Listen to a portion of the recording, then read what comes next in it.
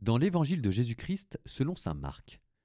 En ce temps-là, les pharisiens survinrent et se mirent à discuter avec Jésus pour le mettre à l'épreuve. Ils cherchaient à obtenir de lui un signe venant du ciel. Jésus soupira au plus profond de lui-même et dit : « Pourquoi cette génération cherche-t-elle un signe ? Amen, je vous le déclare, aucun signe ne sera donné à cette génération. » Puis il les quitta, remonta en barque et partit vers l'autre rive.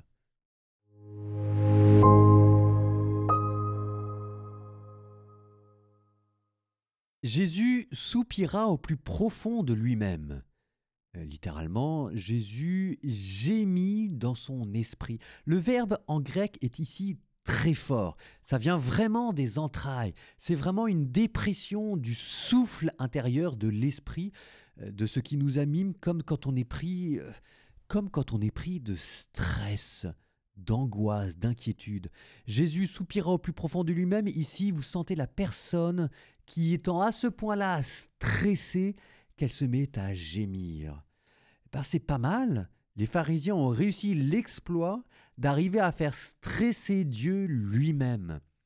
Ce qui fait stresser Dieu, c'est le manque de foi et cette espèce de dureté de cœur qui consiste à vouloir mettre à l'épreuve Dieu. Je ne sais pas si on peut dire que Dieu stresse, probablement pas, c'est ce qu'on appelle le patripachisme, c'est une hérésie, c'est le fait de dire que Dieu souffre, alors que Dieu est éternel, il est bienheureux et il est au-delà de tout.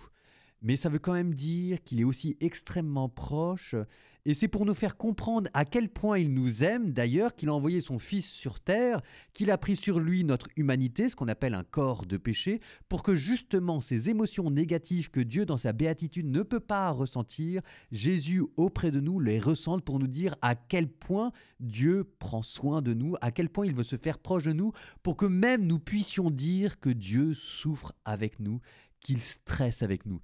Donc bravo, les pharisiens ont réussi l'exploit de faire stresser Dieu. C'est pas rien.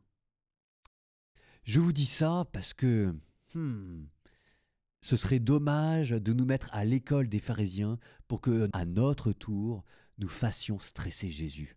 Soyons du bon côté de la barrière.